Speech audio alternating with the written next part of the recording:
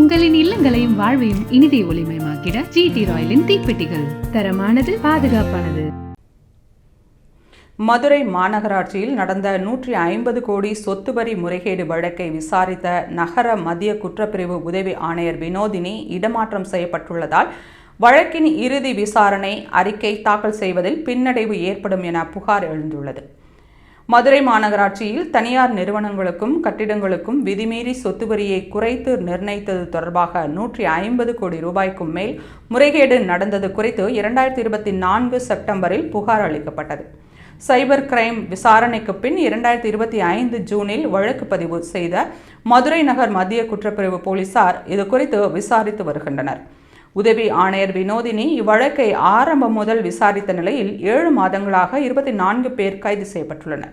அது மட்டுமல்லாமல் 350க்கும் மேற்பட்டோரிடம் விசாரணை முடிந்த தருவாயில் உள்ளூர் அரசியல் காரணமாக விசாரணை இறுதி அறிக்கையை தாக்கல் செய்வதில் இழுபறி ஏற்பட்டுள்ளதாக சர்ச்சை இருந்தது. இந்நிலையில் இவ்வழக்கில் மேலும் பின்னடைவு ஏற்படும் வகையில் உதவி ஆணையர் வினோதினி திண்டுக்கல்லுக்கு டிஎஸ்பியாக மாற்றப்பட்டதால் விசாரணை இறுதி அறிக்கையை தாக்கல் செய்வது கேள்விக்குறியாகியுள்ளது. அது குறித்து பேசிய போலீஸ் அதிகாரிகள் இவ்வழக்கில் இறுதி அறிக்கை தாக்கல் செய்யும் போது இந்த மாற்றம் நடந்துள்ளது வழக்கமான நடவடிக்கைதான்.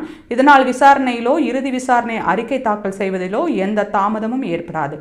வழக்கை கண்காணிக்கும் டிஐஜி உரிய உத்தரவுகளை பிறப்பிப்பார் என்று தெரிவித்தனர்.